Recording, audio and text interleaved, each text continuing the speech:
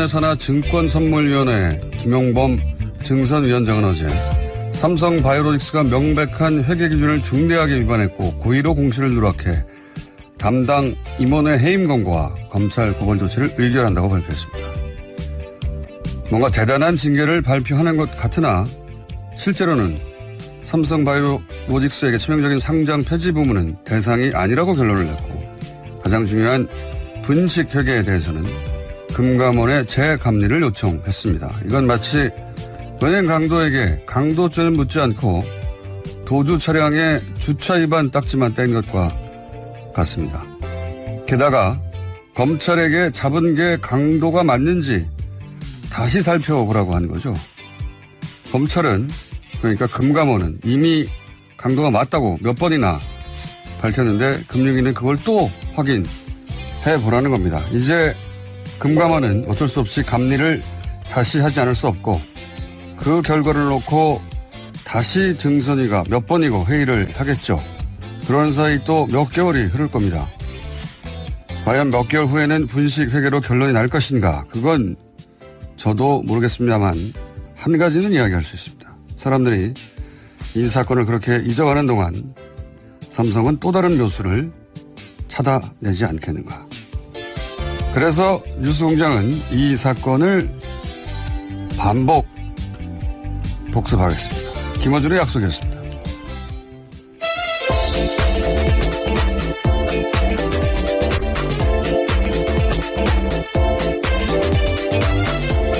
시사인의 김은지입니다.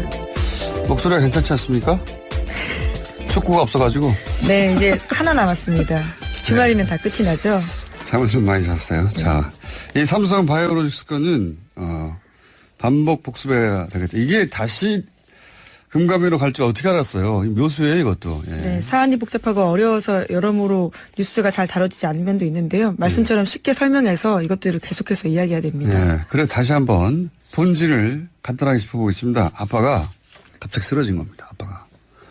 재산을 물려주는 승계 작업이 안 끝났는데 그래서 이걸 물려받으려고 하니까 삼성 지배하려면 필요한 삼성전자 주식이 아들한테 없는 거예요. 이거 꼭 필요한데. 그래서 아들한테 삼성전자 주식을 어떻게 몰아주냐. 예? 돈 많이 안 내고. 그 과정에서 등장한 불법, 편법, 로비. 이게 이제 본질이고. 네, 돈을 많이 안 내고 사실 이게 중요한 겁니다. 돈 다 내고 하면 무슨 그렇죠. 죄가 되겠어요. 근데 이걸 안 내고 빠른 시간 내에 하려고 하는 거죠. 예. 그래서 등장한 방법이 뭐냐 생각해낸 게 삼성전자 주식을 많이 가지고 있는 삼성물산을 먹자 이렇게 된 거예요. 어떻게 먹냐? 아들이 마침 주식을 많이 가지고 있는 제일모직과 합병을 하는 거죠. 그렇죠. 그게 네. 2015년에 있었던 일입니다. 그런데 문제는 삼성물산이 제일모직보다 훨씬 커요. 그걸 아들의 지분을 지키면서 먹자니까 아들이 대주주인 제일모직을 뻥튀기를 해야 하는 겁니다. 그래서 여기에 삼성바이오로직스가 동원이 된 겁니다. 뻥튀기를 하려고. 뻥튀기의 방법이 바로 분식회계예요. 예. 그리고 여기에 또 국민연금이 동원된 겁니다. 국민연금은 최순실 게이트에 등장했죠, 이미. 네, 그것도 아주 큰 문제인데요. 네. 국민연금이 왜 동원되냐? 국민연금 삼성물산의 대주주거든요. 네, 의결권을 행사할 수 있습니다. 근데 국민연금이 둘을 합치는데 제일모직을 뻥튀기해요. 그러면 삼성물산 대주주이기 때문에 삼성물산 입장에서 손해 아니에요. 그래서 국민연금이 야 이거 내가 손해라서 안 돼 하면 못하는 거거든요. 그런데 거꾸로 국민연금이 나서서 제일모직 가치를 뻥튀기 해주죠. 예. 네, 국민연금이 일반 사기업이었으면 알아서 손해보는 건데요. 그게 아닙니다. 지금. 네. 그래서 문제가 또 되는 겁니다. 아니 뭐 사기업 있으면 이거 할 리가 없죠. 자기가 손해보는 짓을 왜 해요. 근데 이걸 했어요. 자기가 손해나는데 왜 했겠습니까? 싸바싸바 했죠. 싸바싸바요? 예. 아니, 복잡하니까 그냥 네. 싸바싸바라고 할게요. 네, 굉장히 신선합니다. 네. 그렇게 이재용 부회장을 위해서 국민들의 돈이 손해를 본 거고, 거기서. 이 너무 뻔한 거거든요. 예. 이게 삼성이 아니라면, 당장 감옥에 가가지고 20년 정도는 못 나올 일이라고 보는데, 그런데 이제 이재용 부회장은 법원에서 삼성의 승계 작업이 없다. 그렇죠. 지금 2심 판단인데요. 승계 작업이 없었기 때문에 뇌물죄도 아니다라는 식의 그렇죠. 논리를 제공하고 있습니다. 그래서 무죄를 때려버립니다. 이 뻔한 걸. 그리고 또 이 뻔한 걸 금융위는 강도가 아니고 주차 위반 정도로 처리하려고 그러면서 검찰, 금융계의 검찰이 금감원에 또 보낸 거예요. 자시 판단하라고. 강도 아닌 것 같은데? 강도 맞다고 몇 번이나 했거든요, 거기서는. 강도 아닌 것 같은데? 다시 보낸 것이고, 예. 저는 이거 다 편먹고 대국민 사기를 치고 있는 거다. 이렇게 개인적으로 판단하는데, 왜? 삼성이 돈이 많으니까. 삼성이 인격이 훌륭하거나 지구 평화를 위해서 무슨 힘을 써서 그런 게 아니에요. 돈이 많아서 제일 대한민국에서. 그래서 로비를 제일 잘해서. 저는 그렇게 판단합니다. 이걸 아닌 척 하느라고 온갖 어려운 용어가 등장하는 거예요. 기사를 읽어도 무슨 얘기인지 모르겠어요. 네, 자. 이 문제를 가장 처음 문제 제기했던 참여연대에서는요, 어제 논평 냈습니다. 전형적인 삼성 봐주기 의결이고 증선이가 존재 의의를 스스로 부정했다라고 세게 비판하고 있습니다. 100% 동의하고요. 저희 3부에서 다시 한번 저의 이런 뭐랄까요, 무식한 정리가 사바사바. 아니라 네. 사바사바 정리를요. 전문가와 전문 용어로 이렇게 정리한 걸 다시 전문가적인 관점에서 정리를 해보겠습니다. 네, 시작에서 말씀드렸으니까요. 관련된 뉴스 하나만 더 언급드리면 어제 참여연대 경제금융센터에서 관련된 어린 나마를 계산을 공부하는 했다는 엄마들의 시위 참여를 발표했는데요. 삼성 바이오로직스 콜옵션 공시를 누락해서 이재용 삼성전자 부회장 일가가 1조 원 이상 이득을 얻었고 국민연금은 2천억 원 정도의 손실을 봤다라고 발표했습니다. 그러니까 이 지금 문제 삼은 그러니까 이 공시를 하지 않았다고 판단하고 검찰 고발한 건도 물론 중요한 건입니다. 그런데 이 사안의 중대성으로 보자면 아까 말씀드렸듯이 이 은행 강도가 차를 대고 은행을 털었어요. 그리고 도망가는데 거기 주차 금지 구역인데 하고 딱지대는 수준 강도했는데 은행 돈을 털었는데 그런 수준으로 지금 처벌을 한 거예요. 눈 가리고 아웅인 거라고 저는 봅니다. 어쨌든 주차 딱지 했잖아. 검찰 고발했잖아. 이런 거거든요. 이게 삼성이라서 이 정도로 시간을 끌고 말도 안 되는 이야기가 나오고 있다라고 저는 판단하고 전문가들 이야기는 3부에서 다시 들어보겠습니다. 자, 진짜 첫 뉴스는 뭡니까? 예. 네. 북한 관련된 소식이 오늘 새벽에 나와서요. 말씀드리겠습니다. 한국 시간으로 오늘 새벽 트럼프 미국 대통령이 김정은 북한 국무위원장에게 자신에게 보낸 친서를 공개했습니다. 자신의 트위터에다가 한글본과 영문본 각각 한 장씩 올린 건데요. 그러면서 북한 김정은 위원장으로부터 받은 아주 멋진 글이라면서 아주 큰 진전이 이루어지고 있다라고 썼습니다. 그러니까 정상 간에 주고받은 친서를 공개한 건데 아주 이례적인 일입니다. 외교가에서는 있지 않는 일인데요. 이례적인 거는 어쩌다 한 번씩은 있어야 이례적인 거고 이거는 전무후무하다 이런 식으로 표현해야 될 것 같아요. 저도 오늘 새벽 트럼프 대통령 트위터 들어갔다가 깜짝 놀랐습니다. 네, 친서가 왔다라고 말해야지 그냥 친서를 원본 그대로 공개해 볼 건데요. 한글로 쓴 버전과 영문으로 쓴 것을 동시에 트위터에 그것도 뭐 백악관이 공개한 것도 아니에요. 예, 형식을 갖춰서 그냥 트위터에 싹 올려버렸어요. 예, 내용을 보면요. 미합 중국 대통령 도널드 트럼프 각하라는 제목으로 김정은 위원장이 썼습니다. 24일 전 싱가포르에서 있는 각하와의 뜻깊은 첫 상봉과 우리가 함께 성명한 공동성명은 참으로 의의 깊은 여정의 시작이 되었다라고 썼고요.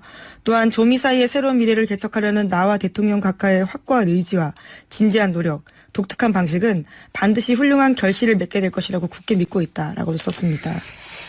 여기서 이거는 한국어 버전입니다. 예, 한글로 쓰여진 친서였기 때문에 그대로 저희가 읽어드린 거예요. 영어를 번역한 게 아니고. 네, 그 어감을 그대로 느끼시라고요. 말씀을 드린 건데요. 물론 뭐 북한이 그 단어를 쓸 때 이제 남한과는 뉘앙스가 좀 다르게 쓰이는 단어들이 있긴 하죠. 근데 여기서 눈길 끈 거는 저는 독특한 방식. 예, 서로의 방식들을 스스로 독특하다고 이야기하고 있습니다. 그러니까 뭐 사실 이거를 이 독특하다는 의미가 남쪽과 좀 다를 수도 있잖아요. 그래서 영어로 어떻게 번역했나 보니까 유닉이라고 했더라고요. 그렇게 말해놓고 보면 이해가 가요. 그러니까 전례가 없는 뭐 이전에 시도하지 않았던 우리들끼리만의 어떤 방식 이런 의미잖아요. 특이한 예. 그래서 그냥 독특한 하면 이게 도대체 무슨 외교적 뉘앙스인지 모르겠는데 뭐 유닉이라고 영어를 쓴 걸 보면 굉장히 긍정적인 의미입니다. 예. 이거 그 전에 정상들은 하지 못했던 우리끼리만 이해되고 통하는 하지만 이게 효과적인 그런 방식 아니냐 뭐 이런 의미로 쓴 것 같아요. 네, 실제로 탑다운 방식으로 진행됐기 때문에요. 이례적인 것들은 맞습니다. 그리고 이제 두 번째로 눈에 띄는 것은 다음번 상봉 빨리 만나자. 예, 이겁니다. 예, 그렇죠. 예. 전문을 그대로 말씀드리면요. 대통령 각하에 대한 변함없는 믿음과 신뢰가 앞으로의 실정 과정에 더욱 공고해지기를 바라며 조미 관계 개선의 획기적인 진전이 우리들의 다음번 상봉을 앞당겨 주리라고 확신한다라는 겁니다. 네. 뭐 몇 문제가 안 되는데 어쨌든 이게 이제 그 협상 과정에는 실무진 사이에서 또는 뭐 서로 원하는 조건이 조금씩 달라가지고 불협화음이 나오기 마련이고 지금 벌써 그렇지 않습니까? 예. 근데 이제 지난번 실무단에게 맡겨뒀더니 막 이렇게 에스컬레이션 돼가지고 어느 순간 트럼프 대통령이 나와서 취소 이렇게까지 간 적이 있단 말이죠. 그렇죠. 그래서 그런 일은 반복되지 않도록 중간중간에 이런 우리가 망가뜨리면 안 되지 않습니까? 빨리 봅시다. 실무진끼리 이야기는 실무진끼리 이야기고 이런 메시지를 보내는 거라 관리하는 거라고 봅니다. 예. 네, 7월 6일에 쓰인 거고요. 폼페이오 장관이 3차 방북했을 때 서로 주고받은 내용으로 보입니다. 자, 그러는 사이에 또 유해 송환 협상은 어제 원래 실무회담이 있기로 했었는데 그 회담장에 북한이 나오지 않았다. 큰 뉴스로 취급됐습니다. 특히 네. 조정동에서는. 불발됐는데 북한이 회담장에 나오지 않았기 때문입니다. 대신에 북한에서 전화를 했는데요. 유엔군 사령부 쪽에다가 오는 15일에 장성급 회담 개최를 제안한 겁니다. 이게 이제 저는 이게 이제 그 북한과 미국의 줄다리기라고 보는 게 우리 또 보수 언론 내지는 또 우리 통신사들은 북한이 나오지 않았던만 나오지 않았다는 지점만 자꾸 강조하는데. 네, 주로 예. 뒤통수 맞았다는 취지의 예. 제목들을 뽑고 있습니다. 근데 이제 여기 안 나올 줄 미국도 알았어요. 왜냐? 제가 보기엔 그렇습니다. 미국의 국장이 안 왔어요. 서울 호텔을 안 떠나고, 부하 직원 몇 명만 갔습니다. 만약에 정말 회담을 한다고 미국 측에서 믿고 있었다면 국장이 갔겠죠. 책임자가. 근데 안 갔단 말이죠. 그러니까, 중간 과정은 잘 모르겠으나 북한 입장에서는 격을 높이자 협상의 격을 그래서 장성급 회담으로 하자 하고 전화 통화를 한 것 같고 미국 입장에서는 무슨 소리냐 실무 만남이라도 빨리 해서 좀 더 빨리 진척시키자 뭐 북한에서는 장성급 회담 때 하면 되지 며칠 있다가 3일 후인데 뭐 이런 얘기를 오가다가 미국 쪽에서는 북한에 대한 압박이죠.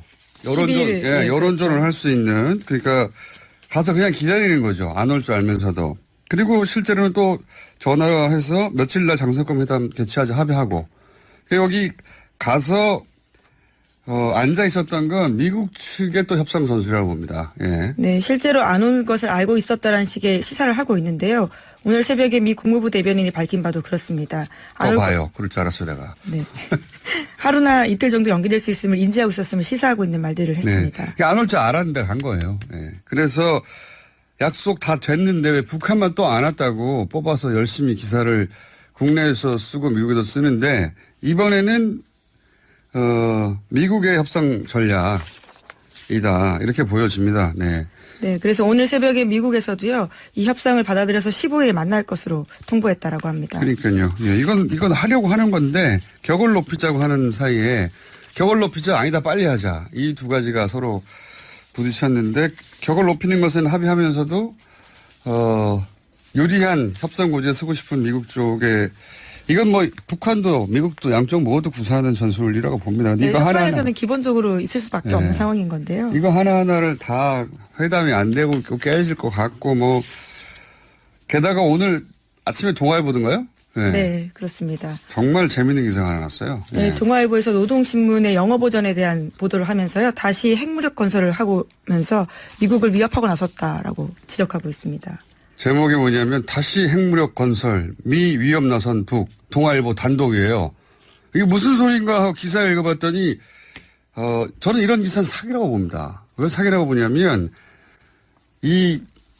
노동신문에 나온 내용이 뭐냐면 경제와 핵 이 두 가지 병진 노선을 성공했던 것처럼 그런 패기로 과거에 우리가 둘 다를 했는데도 전진해 오지 않았냐. 그런 패기로 앞으로는 사회주의 경제 건설을 하자.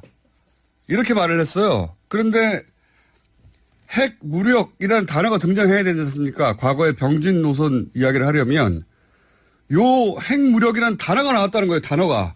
핵을 다시 개발하자는 말을 한 게 아니라 네. 이게 사기지 뭡니까? 네, 동아일보에 기사가. 따르면 이제까지는 두 전선의 병진이라고 해서 핵건설 자체라는 표현을 쓰지 않았는데 한동안은요. 네. 근데 이번에 다시 쓰기 시작했다면서 그것을 굉장히 강조하고 있는 겁니다. 그런데 그 문장은 핵 무력 건설을 하자가 아니에요. 예, 그렇죠.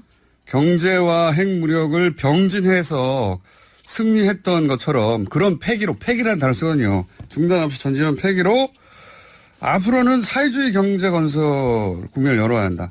과거에 병진도 우리가 성공시키지 않았냐. 이번에는 네, 새로운 번영의 국면을 열어야 한다라는 새로운 취지가 사회주의- 핵심입니다. 그러니까 병진을 했는데 이번엔 경제에 올인하자 이런 거거든요. 이거 오해의 소지도 없는 문장이에요. 근데 여기에 핵 건설이라는 핵 무력이라는 단어가 등장했다 이거예요. 그래서 핵 무력으로 북한을 다시 미국이 위협을 한다는 겁니다. 이 문장을 뭐 이해하지 못했을 리는 없고요. 일부러 그런 거죠. 일부러. 이런 식의 노력은 앞으로 또 계속되겠죠. 예.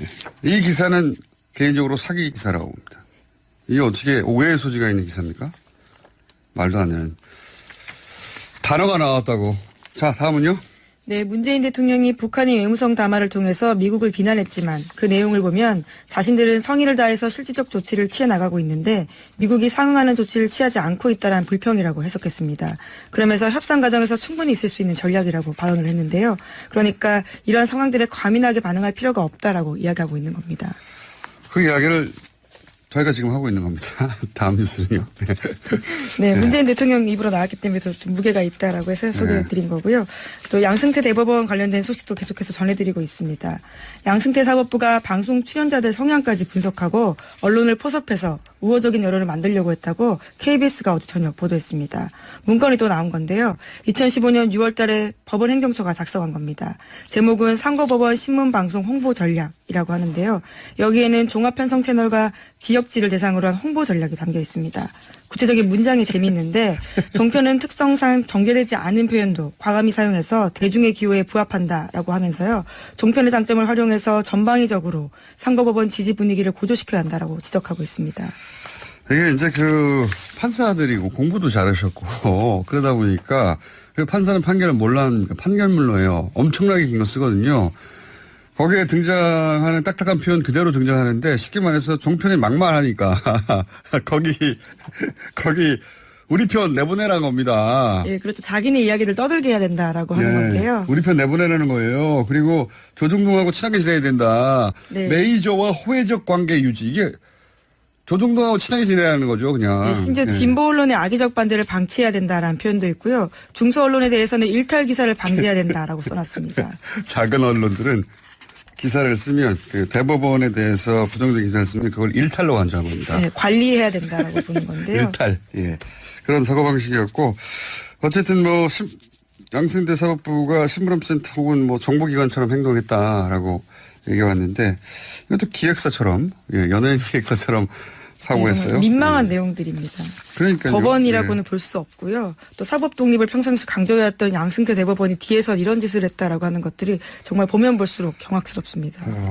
이 양승태 대법원장 시절의 사법부는 지금 당장은 그렇게 거리가 멀리 떨어지지 않아서 온전하게 다 평가되지 않고 시간이 좀 지난 다음에는 길이길이 역사에 남을 겁니다 아마. 예.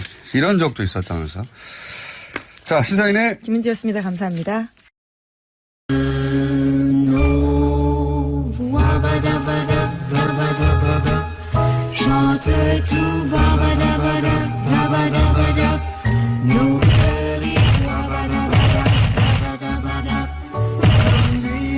처음 이 코너를 시작할 때 오래가지 못하겠구나 했습니다.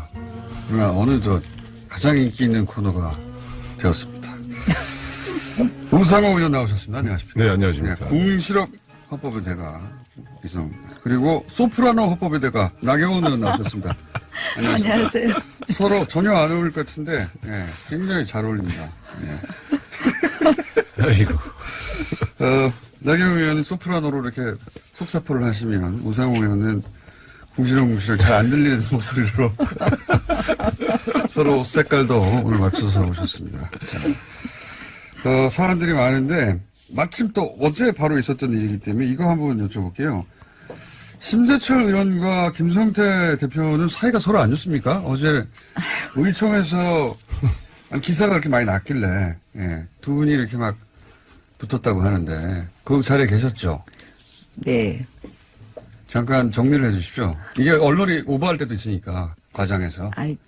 오늘 이렇게 주제를 이렇게 이렇게 주제를 보니까 네. 저희 당이 너무 불리한 이야기가 많이 불리한 게 아니라 그런 일을 자꾸 저지르니까 그런 것이. 최저임금 얘기할 때 또 목소리 높으셨거든요. 그때 높으시고 기사가 많이 나와가지고 궁금해서 우리는 의원총회 못 들어가니까 가셨던 분이 이야기를 듣고. 저희 지금 이제 생각이 너무 다른 거죠, 지금. 이 비상 상황을 어떻게 수습할 거냐에 대한 생각이 다른 거고, 저도 이 절차를 좀, 거쳐서, 비대위를 구성한다고 해도 비대위의 역할이나 이런 논의를 하고 비대위를 구성해야 된다 이렇게 얘기를 한 건데 생각이 다른 거가 어제 이제 충돌됐다 이렇게 보시면 될 것 같고요. 사실은 안타까운 일입니다. 그래서 생각은 다를 수 있는데 제가 궁금했던 네. 건 두 분이 주고받은 말들의 내용이 사이는 그냥 생각이 다른 게 아니라 사이가 안 좋나? 그런 생각이 들어서 혹시 요즘 그 초등학생들도 그렇게 안 싸워요.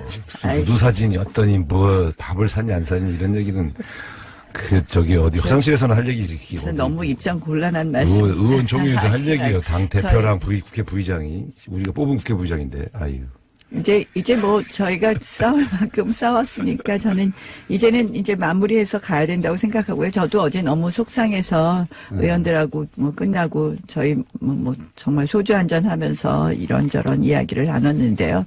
우리가 일단은 지금 이제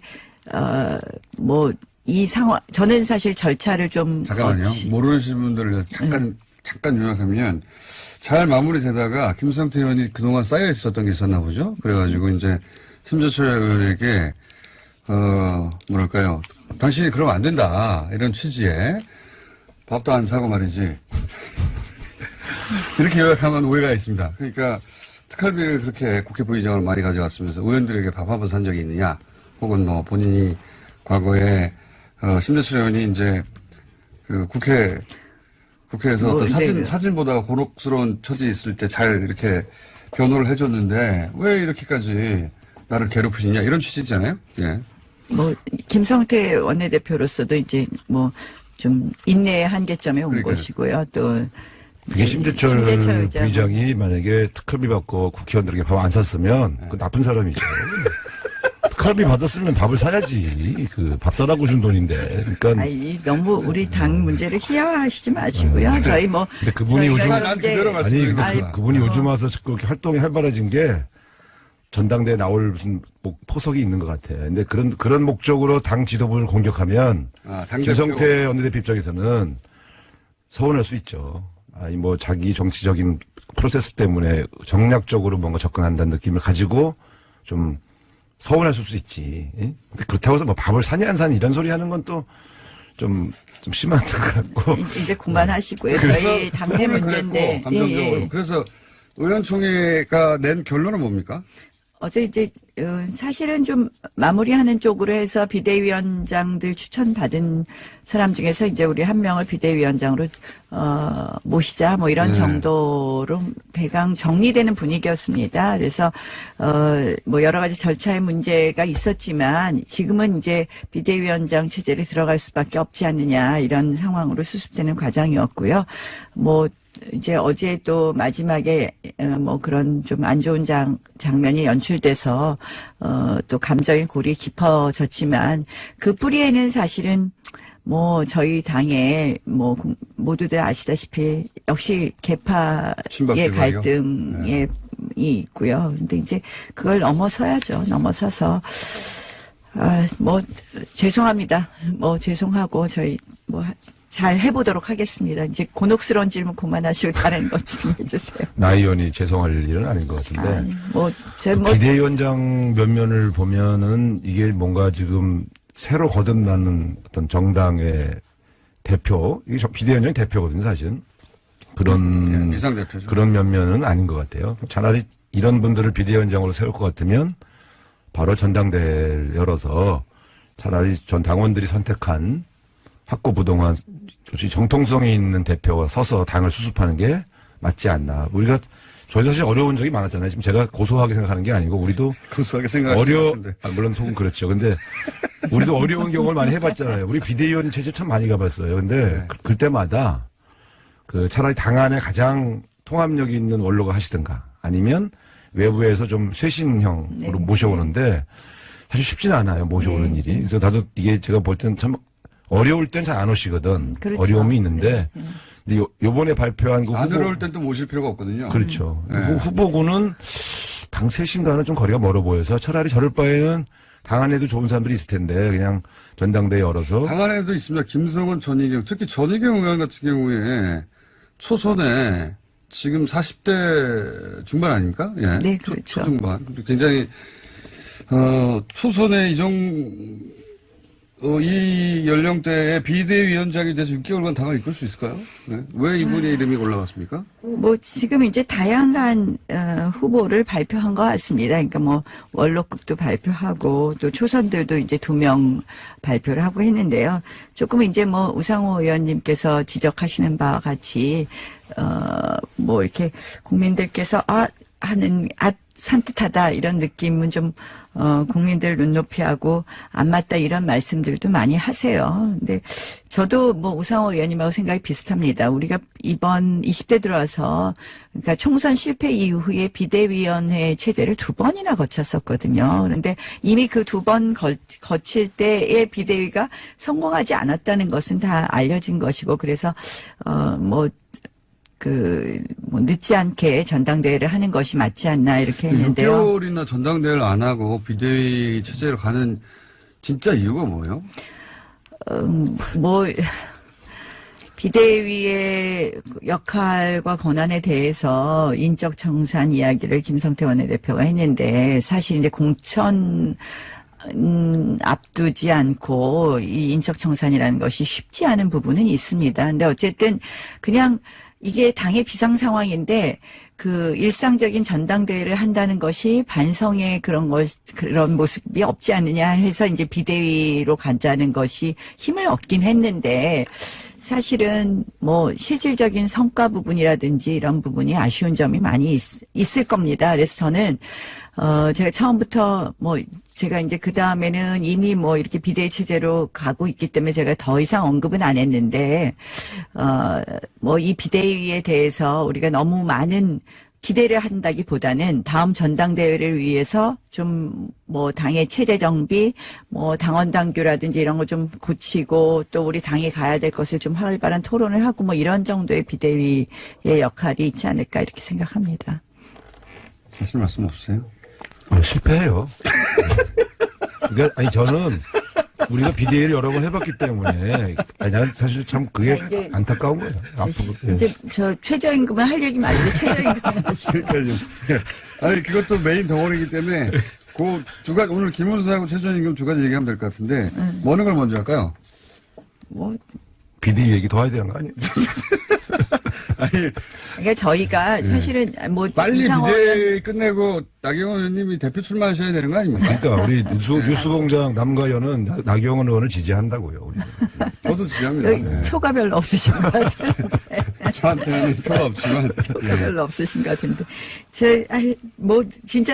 진짜 반성 좀 하는 모습 보여야 되지 않냐 이런 취지에서 비대위 하는 것 같습니다. 근데 누가 될까요? 지금 후보군 중에는 5분으로 압축됐으니까 이제. 근데 김성원, 전희경 2분은 그분들의 역량과 상관없이 초선 의원을 시킬 일은 없고. 그러니까요. 그분들은 이런 뭐랄까 이 투표를 결정하신다 그랬잖아요. 아니요, 그것도 아직 어제 결론 내지 어떻게 뽑는지 아직 결정 안 됐어요. 네, 그리고 이제 사실은 당대표 권한대행이 그냥 비대위원장을 그러니까 추천해서 전국위원회에서 추임받으면 되는 것이거든요. 그렇군요. 그래서 정하면 되는 거군요. 네, 예. 네. 그래서 정확한 방법은 정하지 박찬종, 않았습니다. 이용국 이 3분 중에 하나가 되군요. 그러면 결국 그죠? 그렇게 봐야죠. 그 가능성은? 김병준 전 부총리의 경우에는 본인의 의지를 좀 피력했고요. 네. 장점은 어쨌든 지금 현재 문재인 정부, 문 대통령과 노무현 정부 때 같이 일을 하셨었죠. 그러니까, 네.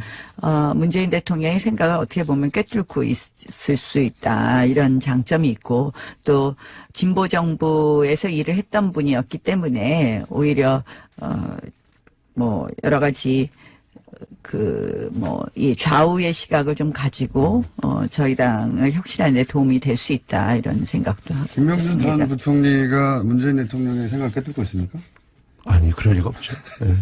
그러니까 그분이 참여정부에서 정책실장을 하실 때 보면 되게 소신이 강하신 분이에요. 그래서 사실은 그 안에서도 조금 내부 갈등이 좀 있었던 적이 있는데 아무래도 이제 학자로서의 소신이 강하시니까. 근데 과연 그 자유한국당에 걸맞는 분이냐 하는 점에 대해서는 저는 약간 의문이 있는데 어쨌든 그렇게 하나의 새로운 시도거든요. 오히려 색깔이 다른 분을 모셔다가 새로운 혁신의 기회를 삼을 수는 있는데 나는 전국위원회에서 과연 김병준 교수가 통과될 수 있을까? 저는 사실 오히려 차라리 정통 보수 원로를 모시는 게 낫지 않았을까 싶은데. 김병준 부총리는 본인은 꼭 본인의 생각이 진보 좌파라고 생각은 또 안 하시는 않아요. 거예요. 네, 그래서 사실은 이제 나라가 가야 될 미래 방향에 대한 고민을 많이 하고 계시는 것 같고요. 그래서 그런 면에서 저희 당이 가야 될 부분에 대한 치열한 토론을 할 수 있고 이런 면에서는 알겠습니다. 또 장점을 가지고 계신다고 김 생각합니다. 의사는 어떻게 보십니까? 이거는 아마 이제 그 당시 제가 원내대표였는데요. 아무래도 이제 그 촛불 민심이 만약 탄핵이 기각됐을 경우에 이제 소위 그들 표현대로 하면 폭동화될 가능성 대비하자 이런 명분으로 이 문건을 작성한 모양인데 저는 계엄령 검토까지 간 거는 좀 상당히 위험한 발상이다. 계엄령이라는 것이 우리 그 광주 항쟁처럼 트라우마가 있잖아요.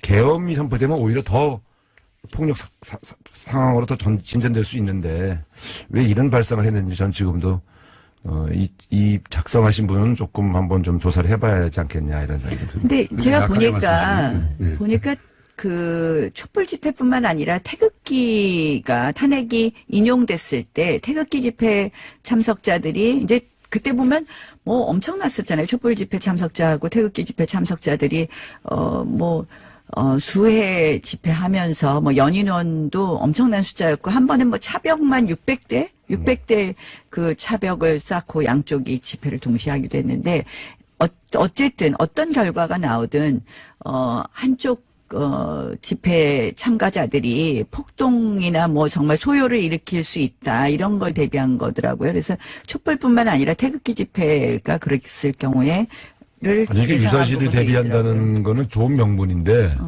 그 유사시를 활용해서 계엄으로까지 가자. 이거는 저는 좀 예를 들어 100번 양보해서 유수령 정도 검토했다 그러면 그나마 이 비상 대비책인가 보다 하겠는데 계엄까지 검토한 거는 난 좀 너무 나은 거 아닐까요? 근데 이제 이런 게 있더라고요. 그게 진짜 계엄을 하고 뭔가 이제 이걸 심하게 말씀하시는 분들은 이거 구태타 하려고 그랬던 거 아니야? 이렇게 말씀하시던데. 그거는 우상호 의원님 합리적으로 말씀하시는데 보니까 그건 아니더라고요. 그리고 이제 계엄 부분도 한민구 장관이 그거는 오해 소지가 있으니까 하지 말라고 나중에 얘기했다고 말씀하셨다고 이제 그런 보도도 있던데요. 그래서 저는 이게 글쎄요 무슨 군사 기밀로 해서 비자 도장 찍은 비문도 아니고 평문으로 작성했고 그게 정말 그런 아주 무슨 군이 정말 우리가 있어서 상상할 수 없는 일을 하려고 했다면 그건 그렇게 그대로 자료를 놔뒀겠습니까? 계획을 세운다는 것 자체가 물론 실행은 안 됐지만 또 실제 쿠데타를 하려고 준비했다 이런 조짐은 아니지만 이런 계획 자체 상상력이 말하자면 그 계획 단계에서 계획이 관여했다는 것 자체가 저는 좀 비정상적이라고 봐요. 그래서 이게 무슨 수사를 한다고 했으니까 수사 결과가 근데 이제 그걸 대통령께서 아주 폭발력이 있는 사안이다 그러시면서 이제 해외에서까지 수사를 하라고 이렇게 말씀하셨는데 수사를 좀 더 해봐야 되겠지만 저는 그럴 정도로까지 우리가 비약할 필요가 있느냐 하는 생각도 들어요. 군의 정치 개입으로 불행한 사건을 여러 번 겪었기 때문에 이런 문제에 대해서 우리는 감수성이 예민합니다. 이건 아니, 좀 그러니까 군의 정치적 어디까지, 개입에 대해서 어디까지 우리 준비한 거야? 그래서 이건 좀 조사를 해봐야지. 국민들이 누구도 그것은 용납할 수 없는 일이라고 생각을 하는데. 용납을 안 해도 군이 그냥 들어오면 되잖아요. 에이, 근데 이거는 제가 다 보니까 들어온 다음에 어떻게 용납하냐 아니냐의 문제가 아니잖아요. 그거에 대해서는 지금 전두환도 우린 용납 안 했어요. 근데 아니. 대통령 돼버렸잖아요. 이 시대에 그런 일이 있으면 아마 온 국민이 거리로 나갈 거라고 생각을 하고요. 근데 뭐 저는 이런 것에 대해서 뭐 조사하고 뭐 하는 건 좋은데 이것이 어떤 목적과 의도를 갖고 또 이제 지금 사실 적폐청산이라는 이름으로 곳곳에서 벌어지는 것 중에서 어떤 부분은 과하다고 또 많은 국민들도 느끼신다고 생각을 하거든요.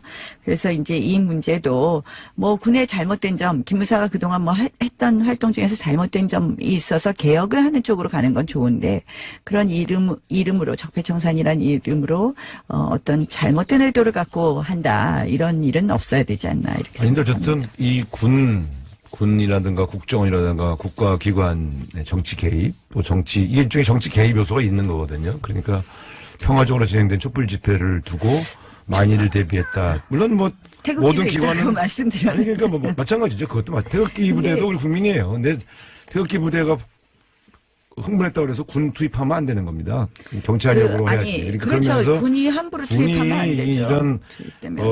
이런 평화적인 집회들 혹은 정치적인 목적을 가지고 움직이는 집회들의 진압을 목적으로 계획을 짰다. 이 자체가 저는 온당치 않다고 봐요. 그래서 그게 꼭 촛불 집회뿐만 아니라 태극기 집회를 하더라도 군이 개입하면 안 돼요. 아니 저도 당연히 그 부분에 대해서는 동의하는데요.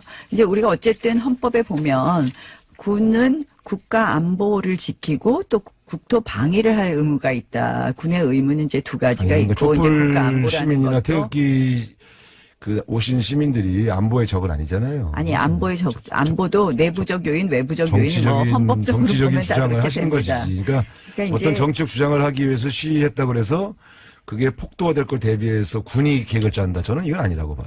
그러니까 이제 경찰력이 안 될 때를 대비한 거겠죠. 그러니까 저는 어찌됐든 뭐 우상호 의원님하고 그 부분에 대해서는 생각이 같지만 제가 말씀드리는 것은 이 수사나 대통령의 말씀으로 시작된 이 수사, 이 부분이 또 그것도 특별수사단을 해서 뭐 거의 통칭을 같이 말씀하셨단 말이에요. 그러면 이 부분이 어떤 의도를 갖고 흘러가서는 안 된다. 이 말씀을 드리고 싶습니다. 어떤 의도가 있을 수 있을까요? 지금 사실은 이제 뭐 전 기무사령관이 저 대북 강경론자다. 뭐 이래서 지금 현재 남북 관계와 관련해서 뭐 이런 의도가 있다. 이런 얘기도 많이 있지 않습니까? 그래서 기무사령관이 대북 강경론자라서 대통령이 기무사를 해체하려고 하는 거예요? 그래서 해체하는 건 아니고 이제 그런 어떤 뭐 대북 강경 라인에 대한 뭐 경고다 이런 사설도 있더라고요. 그래서 저는 이것이 기무사령부의 뭐 잘못된 어떤 그동안에 개혁할 부분을 개혁하는 거하고 변론으로 이것이 적폐청산이라는 이름으로 잘못 어떤 의도를 갖고 해서는 안 된다 이렇게 말씀드립니다. 군의 정치 개입은 어떤 이유로든 우리가 철저하게 막아야 됩니다. 그런 취지로 접근을 해야지. 뭐 대북 강경론이 어떻고 저떻고 하는 거는 저는 뭐 그건 아니라고 봐요. 뭐 요새 이제 너무 저 남북 관계에 있어서 지금 뭐 주한미군 철수 뭐 문제 또 한미 군사훈련 중단 또 이제 을지 연습도 중단하고 뭐 이렇게 하는 부분이 사실은 좀 안타까운 부분도 있는 거죠. 지금 북한이 핵 문제는 지금 한 발자국도 안 내놓고 하는데 지금 트럼프 대통령 오늘 그 김정은 위원장 뭐 친서 공개했는데 보니까 그냥 친애하는 뭐 이렇게 여러 가지 아름다운 말은 있는데 구체적으로 뭐 하겠다는 건 없더라고요. 그러니까 이제 그런 걱정이 있는 거고 국민들께서 다들 남북 정상회담이나 북미 정상회담도 기대를 많이 하고 이제 기다리고 있었는데 지금 자꾸 뭐 유해송환 문제도 어제도 북한이 거부해갖고 지금 회담이 안 됐고요.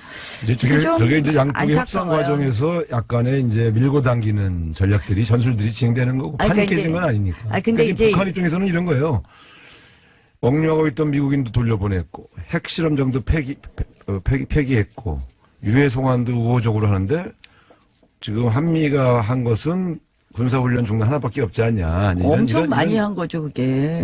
걔네들은 3개 했는데 왜 1개 했냐 이런 거예요. 그러니까 그거는 협상 과정에서 조금 그렇게 더 비교하시면 조정을 안 하면 되고. 문제예요. 네. 그러니까 저도 이제 이 협상의 틀이 잘 유지되기는 바라지만 당연히 유지돼서 잘 되면 좋죠. 근데 이게 우리가 너무 북한 편을 들어서는 오히려 어려워질 수 있다고 생각을 하는 거예요. 그러니까 지금 이제 오늘 보니까 문 대통령께서 종전선언 이야기를 또 다시 꺼내셨던데 저는 뭐 문재인 대통령과 북한이 이번에 종전선언을 꼭 하고 싶은 거를 딱 판문점 선언문 보고 제가 읽었는데요. 그런데 이제 그것이 이게 상호적으로 북한도 어느 정도 뭐 비핵화 시간표도 내놓고 뭐 사실은 비핵화도 원래 한꺼번에 하자는 거였는데 지금 그것도 뭐 좀 잘라서 하겠다는 건데 점점 이렇게 자꾸 우리의 라인을 뒤로 물리는 것 같아요. 전쟁을 하지 말자는 선언은 좋은 거 아니에요? 아니 근데 이제 그게 아니 그것이 분명히 레토릭에 불과하고 어떤 법적 효력은 없지만 그것이 어떻게 보면 우리의 안보 라인을 확 빼버리고 북한이 핵에 대해서 내려놓는 것 없이 종전선언만 먼저 했을 경우에는 그거 종전선언 하는 것도 저희가 한 카드지 않습니까? 근데 그것을 아무것도 받지 않고 그 카드를 그냥 내려놓는 것은 아니다. 이렇게 생각을 합니다. 그래서 제가 이제 레토릭에 불과하고 분명히 그렇게 갈 것이다. 마시고 말씀하세요. 눈 맞고 먹고 주무시고. 아니 뭐 저희가 하들어가지고 이제 지쳐서. 그래서 좀 저희가 그런 부분은 잘 보고 좀 해야 될 것 같습니다. 북미 간의 협상, 남북 간의 협상이라는 거는 롱텀으로 가는 거예요. 이게 뭐 하루 아침에. 그렇게 하면 비핵화가 안 될 수 있어서. 그러니까 제가 그때 우리가 굉장히 조심해야 될 게 불가역적 경제 보상을 해서는 안 된다. 그러니까 핵을 내려놓을 수 있을 정도의 경제적인 어떤 그러니까 그것도 뭐 대북 제재 이런 거 함부로 풀어서는 안 되고요. 그래서 불가역적 경제 보상 그것이 돌아올 수 없는 경제 보상을 한꺼번에 하면 처음 듣는 용어인데. 아니 제가 만든 용어인데요. 그러니까 한마디로 아니 왜 무시하십니까? 그게 아니라 불가역적 비핵화는 들어봤어도 아니 무슨 말씀이냐면 결국은 우리가 투자한-거나 이것을 빼지 못해서 그런 예가 있습니다. 그래서 그냥 비핵화 부분을 방치할 수밖에 없는 쪽으로 지나치게 많이 해서 결국은 우리가 돌이킬 수 없는 방법으로 가서는 안 된다는 거고요. 비핵화로 가는 과정인데 최저임금 이야기하시죠. 북한은 최저임금위원회 오늘 뭘 하나 하면 미국도 하나 해주길 바라는 거예요. 아니 근데 이제 그게 지금 계산이 안 맞는데 우리가 지금은 미국 편 들어야 될 때라는 그러니까. 말씀을 드립니다. 누구 편 드는 것보다 전 평화 편이에요. 자, 미국 편, 지금 이 순간은 시간이 2분밖에 안 남았어요. 최저임금 위원회에서 이제 내일 정한다는데 저는 이거 이렇게 방치해서는요, 우리 대한민국 미래가 없다고 생각합니다. 지금 일자리가요, 사실은 민간 부분만 따져보면 지금 마이너스예요. 일자리가 올해 들어서 지금 최근 몇 개월 사이에 아예 민간 부분의 일자리는 마이너스거든요. 최저임금 때문에 일자리가 안 생기구나. 저는 김동연 부총리도 어제 드디어 조금 인정을 했습니다. 최저임금 때문에 일자리가 다 줄었다 이렇게 연결시키는 것은 그러니까 옳은 얘기는 아니에요. 그거 하나만은 아니겠지만 그렇죠. 저는 문재인 대통령을 보좌하는 이 경제 보좌진들이 참모들이 그럴 수 있나 이런 생각이 들어요. 정말 엉터리 통계 내놓고 이걸 계속 밀어붙이시는데 임금도 인상하고 경제도 활성화시키면서 순기능을 강화시키는 방향으로 정책을 펼쳐야 되는. 근데 이런 거예요. 최저임금을 인상할 때는 반드시 경제 성장률 또는 물가 상승률, 노동 생산성 이런 걸 같이 봐야 되는데요. 제가 봤더니 이게 지금 안 맞는 거예요. 경제 성장률이 1% 2%인데 최저임금을 그렇게 많이 올리면 이게 경제 주체들이 흡수가 안 되는 거거든요. 우리가 성장론이라는 거는 이제 그 소득 올려주면 그 가처분 소득이 다 또 소비로 이어지기 때문에 바로는 눈에 안 띄시겠지만 의원님, 효과가 있어요. 경제 하시는 분들 좀 이야기를 다양하게 들으시면 저는 이제 기업하시는 분들은 당장 고통이 있지. 아니 그리고 길거리에 나가 보세요. 우리 청년들이 제가 선거할 때 보면요, 진짜 일자리 없어졌다고 다들 그래요. 자영업자들 힘들다고. 저는 최저임금 인상 전에도 서대문 자영업자들은 다 잘 되시고 서대문 청년들은 다 취업이 잘 되시나 봐. 그 전에도 그분들은 늘 호소했어요. 아니 그게 아니라 이거 정말 예민하게 보셔야 되고요.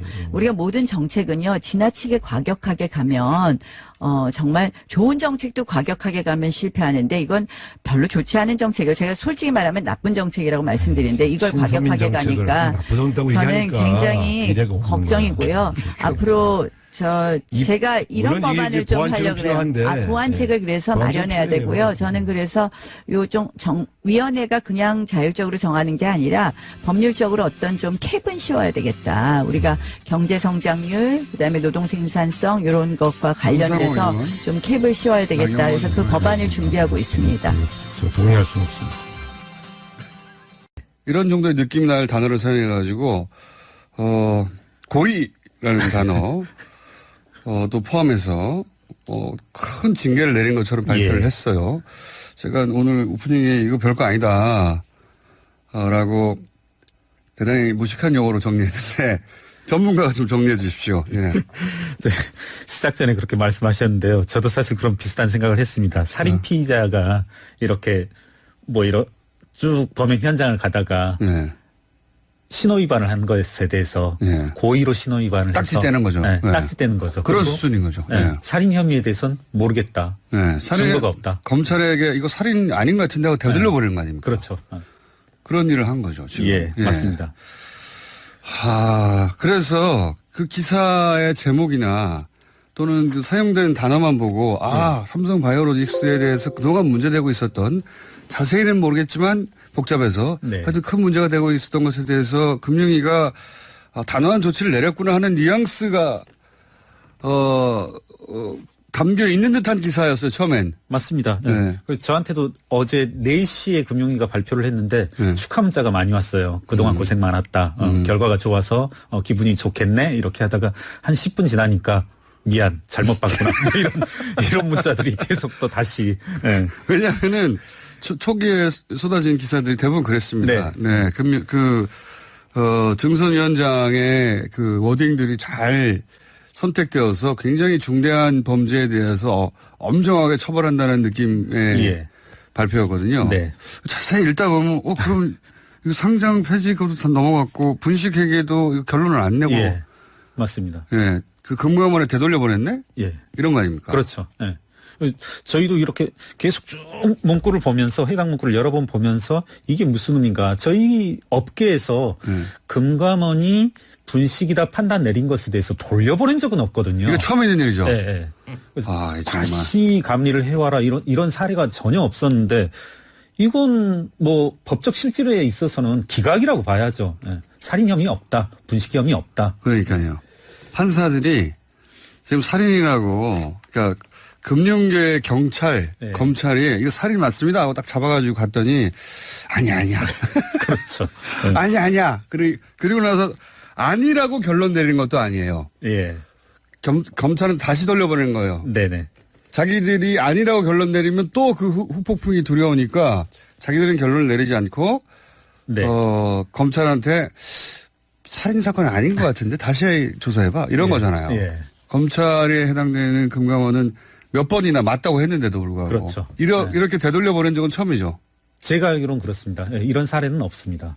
그러니까 삼성이어서 벌어진 일이다. 그렇죠. 그러면 지금 판단을 내린 부분은 뭡니까? 지금 판단을 내린 부분은 어떤 부분이냐면 네. 삼성 바이오 에피스 주식을 네. 바이오로직스의 자회사입니다. 네네네. 네. 바이오젠이 이제 삼성 바이오로직스를 삼바라고 통칭하겠습니다. 짧게 바이오젠이 미국에 있는 바이오젠이라는 회사가 삼바가 가지고 있는 삼성 바이오 에피스 주식을 싸게 살 수 있는 권리, 이른바 이제 콜옵션이라고 하죠. 네. 그 권리를 공시 누락했다는 것입니다. 네. 숨겼다는 거죠, 고의로. 예. 그것도 잘못이죠, 큰. 예. 그렇습니다. 사실 이제 계속 기자분들도 이게 공시 누락이 분식입니까? 이런 질문을 계속 해오는데 맞습니다. 분식 맞습니다. 예. 이건 역시 분식 맞고요. 그것도 숨기는 거죠. 예. 그렇죠. 예. 왜냐하면 여기서 분을 발효할 때 분이거든요. 예, 맞습니다. 숨기는 거. 예. 그래서 이제 삼바 입장에서는 바이오젠의 주식을 싸게 팔아야만 하는 그런 의무가 있어서 이걸 부채로 잡아야 됩니다. 그러니까 그러니까 주식을 가진 사람들 입장에서 보자면 그만큼의 액수가 빠져나가는 거니까. 그렇죠. 그러니까 주주들 입장에서는 나쁜 정보죠. 예, 맞습니다. 그 나쁜 정보를 숨겼다 이거죠. 예, 그렇죠. 그것도 나쁜 일입니다. 그렇죠. 예. 그게 나쁜 일이죠. 저희가 이제 신호위반 이렇게 말씀드렸지만 큰 사건이긴 합니다. 그래서 이제 저희들이 그 어느 정도는 한번 이런 이제 판단에 대해서 대비코저 참여연대에서 이제 작업을 했던 게 뭐냐면 이와 같은 공시누락이 콜옵션 부채를 계상하지 않았을 때 공시누락으로 말미암아 콜옵션 부채를 계상하지 않았을 때 그 금액 효과가 얼마인지를 좀 살펴봤습니다. 그랬을 때 금액은 이 정도입니다. 삼성바이오에피스 평가액의 45%가량을 부채로 계상해야 됩니다. 즉 바이오에피스가 약 3조가량이다. 그러면 약 1조 3천가량을 절반이네요. 절반. 그렇죠. 네, 절반이라고 보시면 이제 좀 편하죠. 네. 그렇게 본다면 이게 어떤 효과를 내느냐. 영향을 미치게 되냐면 2012, 13, 14 공시누락을 했고 2015년도 중에 잘 아시다시피 제1모직 삼성물산 합병이 있었습니다. 그때 제1모직의 과대평가가 문제가 되고 있는데 제1모직의 과대평가의 관건이 지금 또 삼바이거든요. 그럼 삼바의 가치 중에서 상당한 부분은 삼성 빼져나가야 된다는 거죠. 부채로, 부채로 계상돼야 된다는 거죠. 이렇게 전문가의 설명을 듣고 보니 무슨 말인지 또 모르겠습니다. 이게 이런 거예요. 계속 얘기했지만 제1모직 가치를 뻥튀기 해야 되거든요. 그렇죠. 네. 그래야 삼성전자 주식을 가지고 있는 삼성물산을 많이 먹을 수 있지 않습니까? 근데 제1모직의 가치를 뻥튀기 하는 방법으로 이 삼성바이오로직스가 선택이 됐는데 삼성바이오로직스의 자회사가 삼성바이오에피스입니다. 그런데 지금 말씀은 바이오에피스의 가치를 부풀려서 삼성바이오로직스의 가치를 부풀리고 결국 제1모직의 가치를 부풀렸는데 근데 그 가치 부풀리기에 있어서 삼성바이오에피스가 빚이 절반이었다는 거죠. 그렇죠. 그 빚이 있다는 거를 빼먹었기 때문에 그렇죠. 일부러 빼서 이 가치 부풀리기에 동원되었다. 빚이 있는 걸 뻔히 알면서 빚을 표시 안 했다는 거죠. 그렇죠. 이것도 잘못입니다. 그렇죠. 저희가 이제 시뮬레이션을 해봤습니다. 이 당시에 합병 논의 과정에서 수많은 숱한 평가들이 있었고 최근에 이제 뭐 국민연금 자체감사 결과도 나왔습니다만 그렇게 되면은 다 합병에 반대해야 되는 의사결정을 했어야 됐던 거죠. 이게 중요한 거죠. 여기서 이제 참여연대에서 짚어낸 부분은 그 소위 고의를 인정한 부분만 따져보자 그러면. 고의를 인정한 부분만 따져도 삼성바이오에피스의 가치의 절반이 뻥튀기 된 건데. 그러면 그게 안 됐다면. 국민연금은 합병에 반대했어야 되는 결론이 나오는 것이다. 맞습니다. 그러니까 국민연금이 합병에 반대하지 않도록 논리를 만들기 위해서 이걸 일부러 숨겼다. 그럴 수 있죠. 이렇게 연결될 수 있는 것이고. 이 고의라는 판단은 지금 금융위원회가 한 거니까요. 그러니까요. 여기까지는 인정한 거예요. 그러니까 이것만 가지고도 국민연금이 반대했어야 될 사안을 찬성하는 논리에 쓰였으니까. 그렇죠. 이것도 큰일입니다. 그렇죠. 맞습니다. 하지만 다른 일이 너무 큰일이어서. 너무 큰일이어서 겨우 요거 가지고 이렇게 되는 거죠, 지금. 제가 보기엔 이거 먹고 떨어지라는 거예요. 맞습니다. 이만큼은 인정해 줄 테니까 이거 먹고 떨어지라 이거예요. 그래서 이런 행위를 한 임원을 지금 법적 처벌한다는 거 아닙니까? 그렇죠. 그러니까 그 임원 처벌되고 끝나는 거죠, 이 사안은. 맞습니다. 뭐 검찰 고발하라는데 이제 검찰의 수사 결과는 이제 어떻게 나올지는 모르겠습니다만. 그거 하나만 인정하고 그러니까 삼성바이오로직스 전체가 분식회계한 거는 봐주는 거죠. 지금. 저희가 이제 세 가지가 문제가 됐었는데 하나는 공시누락, 그다음에 그 부당한 회계 변경, 회계 변경으로 인한 과대평가 이렇게 문제가 됐었는데 두 번째, 세 번째에 대해서는 다시 해와라. 아니 그 은행 강도 아니야? 라고. 그렇죠. 아무리 봐도 이건 손님이다. 이 판사 그러니까 우리가 일반적으로 비유해 표현하자면 금융계의 판사들이 증선위를 판사라고 생각하시면 됩니다. 판사들이 차라리 은행 강도가 아니야라고 자기들이 결론을 내면 또 모르겠어요. 그렇죠. 분식회가 아니라고. 그렇게는 또 못하는 겁니다. 그러면 뭐 들고 일어날 것 같아서. 맞죠. 그래서 조용히 검찰한테 이거 은행 강도 아닌 것 같아. 다시 해봐 조사. 이렇게 빠져나간 거죠. 그렇죠. 맞죠? 맞습니다. 다시 판단해와라. 금감원은 이렇게 말을 한 거죠. 우리는 은행 강도라는 판단을 바꾸지 않겠다. 이렇게 이제 거부를 한 건데 이제 그에 대해서 이제 그러면 너희가 그렇게 나온다라면 우리도 판단을 하지 않고 이번에는 유보하고 다시 해와라 뭐 이거. 그러니까요. 금감원 요 앞에 금감원은더러 2015년 말고 다른 네. 그 이전의 기간도 그 실수 아니야. 그렇죠. 실수로 만들려고 변경하라고 했더니 금감원이 아니에요. 이거 은행 강도 맞아요. 했는데 또 다시 보낸 거죠, 이거. 맞습니다. 예. 네. 근데 이제 증선이가 그렇게 보내면 금감원을 할 수밖에 없는 거 아닙니까? 그렇죠. 네. 이거 참. 참고로 이제 최정구 금융위원장이 5월 18일 날 공인회계사에 와서 그 강의를 한 적이 있습니다. 공인회계사 입장에서. 지금 이제 이렇게 되돌려보낸 금융위원회. 예. 최정구 금융위원장이 5월 18일 공인회계사에 와서 무슨 말을 했냐면 이때 이제 이 발언조차도 사실 문제가 많이 됐었는데 논란이 많았었는데요.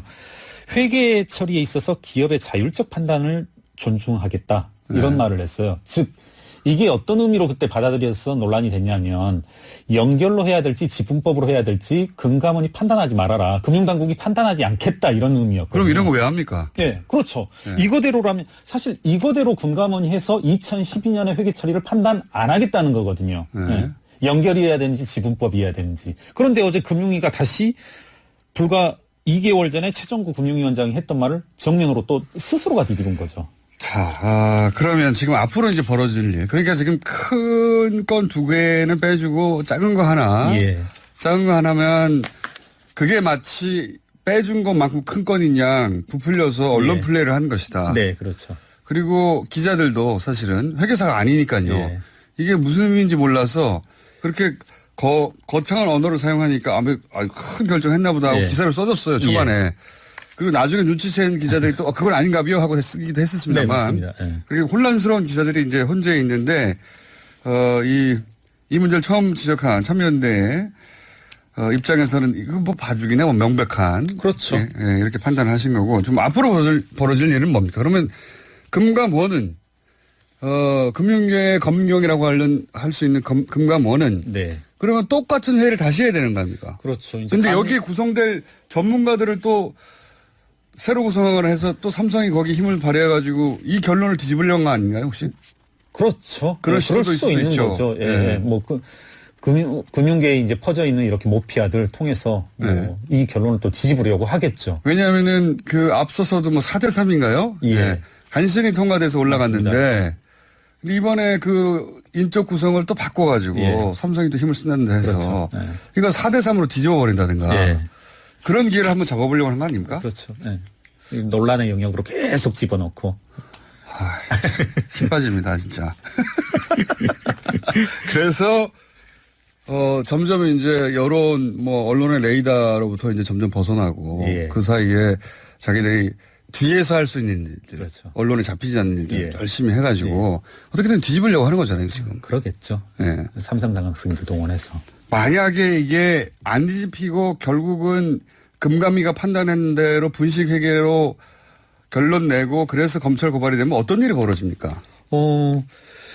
이때는 상장 재심사까지 이제 가야 되고요. 어제 이제 그 금융위에 후속되는 보도에는 뭐였었냐면 지금 이와 같은 수석 공시는 분식임에도 불구하고 재무제표에 미치는 영향이 없어서 상장 재심사론 가지 않을 거다라고 했는데 이 경우에는 만약에 분식이 된다면 금융감독원의 원안대로 통과됐다라면 상장 재심사까지 이루어졌어야죠. 부당한 방법으로 상장을 통과한 게 되는 거니까. 그러니까 이제 가장 삼성에서도 우려하는 것은 이렇게 분식회계가 되어서 법적으로 이재용 부회장에게 그렇죠. 승계라는 현안이 있었구만 영향을 미쳐서 이재용 부회장이 다시 감옥으로 들어가는 상황. 그걸 가장 두려워하는 것 같습니다. 그것도 1번으로 두려워하는 것 같고 2번은 잘못해가지고 이게 삼성 폐지가 된다든가 그럼 쫄딱 망하는 거죠. 그쪽은. 그렇죠. 그러면 그로 인한 피해 주주들의 어떤 소송 삼성이 큰 곤욕이 치하게 되죠. 그래서 삼성은 결사적인 겁니다, 이걸. 맞습니다. 그러니까 기업이 결사적일 수는 있어요. 손해를 막기 위해서.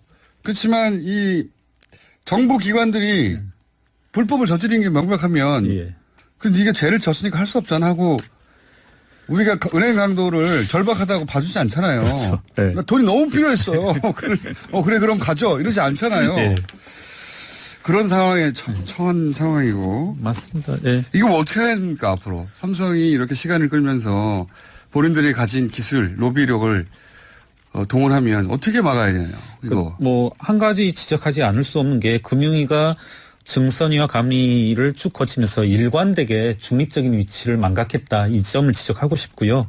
저희 참여연대는 금감원이 금융위가 전속 고발권을 가지고 있지는 않은 거니까. 아, 그래요? 예, 조속한 시일 내에 좀 자료를 모아가지고 검찰에 고발하겠습니다. 아하, 이 사안을 오로지 금융위가 결론을 내야 고발할 수 있는 게 아니에요? 예, 맞습니다. 예, 전속 고발권이 있는 것이 아니라서 누구든 고발할 수 있고요. 저희 이제 참여연대는 물론 빠른 시일 내에. 증선위가 고발을 하면 가장 권위 있고 그렇죠. 확실하고 네. 검찰도 제론의 여지 없이 그 결론에 따르겠죠. 예. 근데 지금 증선위가 이렇게 계속해서 금감위 산하의 증선위가 계속 이상한 행보를 하고 있으니까 전속 고발권이 있는 건 아니어서 금감원만의 결론만 가지고 예. 참여연대가 그렇게 검찰에 할 중간에 고발을 해버린다. 네네네. 아이고 묘안이네요. 감사합니다. 삼성이 묘안을 냈는데 되돌려보내는 아하. 그러면 증선위가 아예 결론을 뒤집어서 분식회계는 아니다라고 결론 내지 않는 한 그 정도 내야 되는 거 아닙니까? 그러면 그렇죠. 예. 그 정도 내버리면 검찰에서 좀 부담스럽겠죠. 예. 참여연대에서는 고발했지만 어쨌든 국가기관에서 결론 냈는데 또 다른 국가기관이 그 결론을 뒤집는 게 부담스럽겠죠. 그렇죠. 예. 그러지 않는 한 고발에 수사할 수는 있다. 예. 그다음부터는 검찰의 의지에 달린 겁니까? 그렇죠. 예. 강제 수사권도 있고 하니까. 네. 금융감독원이라든가 이런 곳에서는 수사권이 없어서 여러 가지 자료협제 제한이 있었는데, 여기에서 강제 압수수색도 할 수 있고 하는 거니까 보다 더 이렇게 이번 삼성바이오로직스 분식과 이재용 상속과의 관련, 승계와 관련들을 명확하게 찾을 수 있는 계기가 되지 않을까. 그런 또 묘수가 또 있었네요. 그래서 참여연대는 이렇게 금융위가 계속 볼을 돌리면 그러면 검찰에 바로 가버리겠다. 언제 고발합니까? 그럼 약속을 드리겠습니다. 다음 주까지는 고발토록 하겠습니다. 저희 간사님들한테 욕먹을 것 같은데. 밤새서 해보시고요. 왜냐하면 이거를 이렇게 계속 신경 쓰고 있는 데는 참여연대밖에 없고 그렇죠? 그리고 내용을 이해하고 나면 정말 어마어마한 일이 벌어진 거거든요. 맞습니다. 이게 회계 용어로 복잡하게 나오고 또 증선위 이런 곳에서 또 복잡한 회계 용어를 사용해가지고 무슨 말인지 모르게 자꾸 하는데 그냥 아버지가 아들한테 회사 물려주는 것 중에서 엄청나게 뻥튀기를 해버린 거예요. 그렇죠. 네. 엄청나게 뻥튀기를 한 게 명백한데도 그래서 정보기관인 금융감독원에서 뻥튀기 맞다고 했는데도 어떻게든 막으려고 하는 거 아닙니까? 그렇죠, 지금. 대단합니다, 삼성. 만약에 삼성이 아니었으면 어떻게 됐을까요?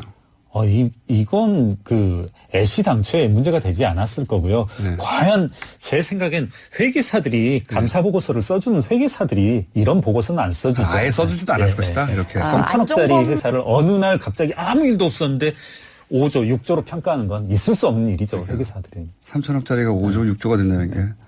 그리고 이렇게 뻔하게 빚이 절반인데 그걸 빼주고. 그렇죠. 그걸 모를 수가 있습니까? 회사의 빚이 절반인데 그걸. 그렇죠.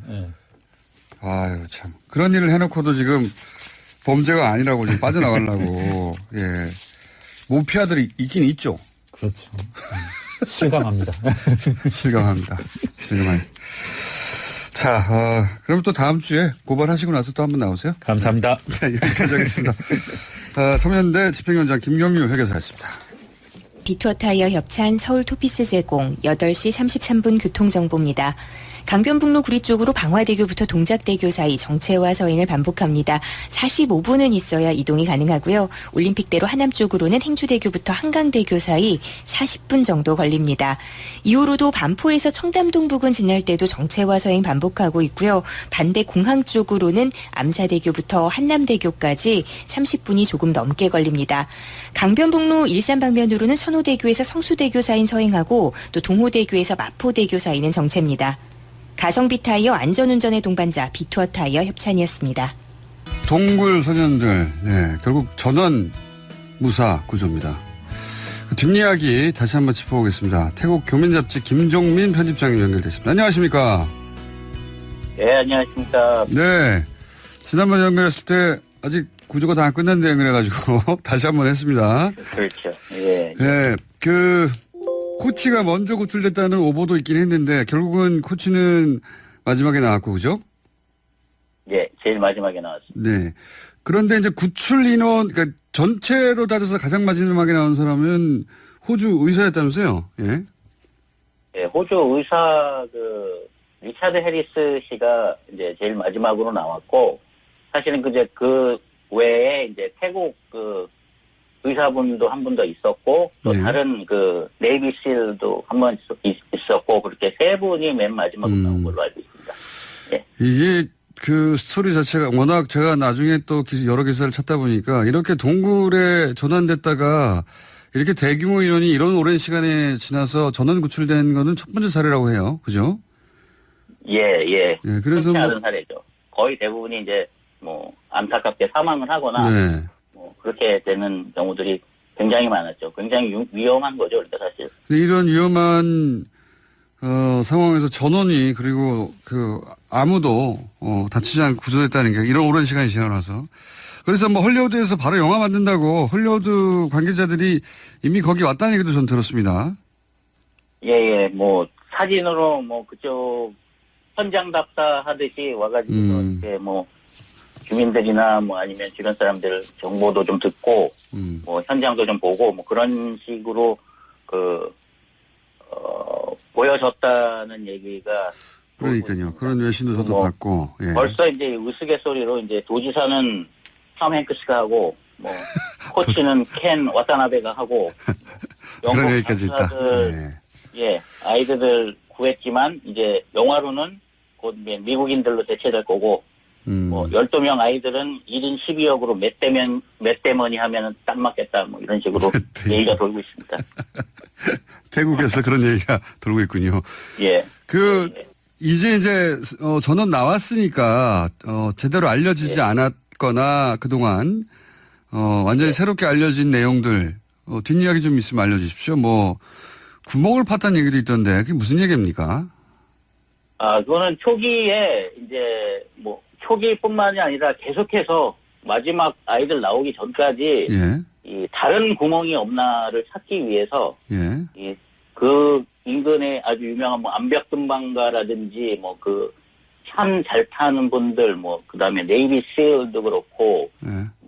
여러 사람들이 구출하려고 하는 별도의 구멍 말고 제 말은 코치가 동굴 안에 있으면서 예. 구멍을 팠다고 하는데 그게 무슨 의미입니까? 그 얘기는 예. 맞습니다.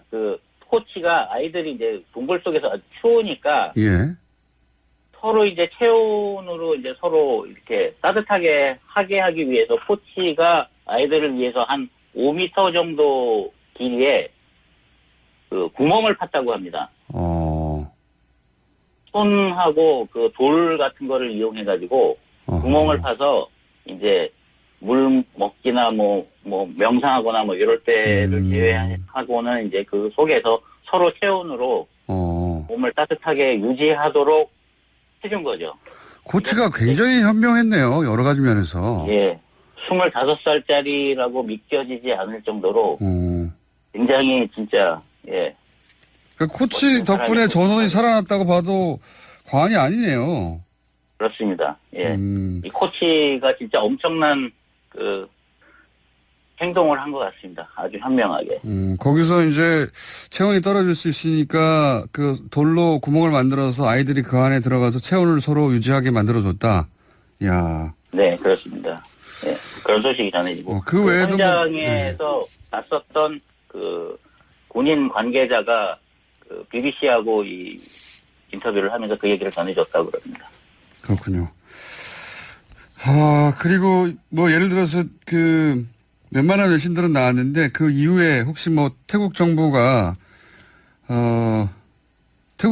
앞으로 정부 차원에서 하겠다는 조치들 그런 내용들 좀 정리해서 알려주십시오. 그러니까 지금 마침 코치가 난민이었기 때문에 국적을 부여한다는 얘기가 있던데 그렇죠? 그런 거 포함해서. 예, 코치 같은 경우는 이제 무국적자였던 것 같긴 한데 약간 문제 복잡한 얘기인데 코치가 태어난 곳은 태국입니다. 네. 근데 태어난 직후에 가족들은 미얀마로 넘어갔습니다. 아하. 그랬다가 거기서 이제 병을 얻어가지고 사망을 하면서 혼자 남겨지게 됐고. 가족이 태국 태국 쪽에 있던 이 고모인가 이모에 의해서 키워지다가 뭐 한 10살쯤 됐을 때 이제 태국하고 미얀마 접경 지역에 있는 절에 맡겨지고 거기서 이제 생활을 하게 되는데 태국 같은 경우가 이제 스님이 되면 국적을 따지지 않습니다. 아, 스님이 되면 또.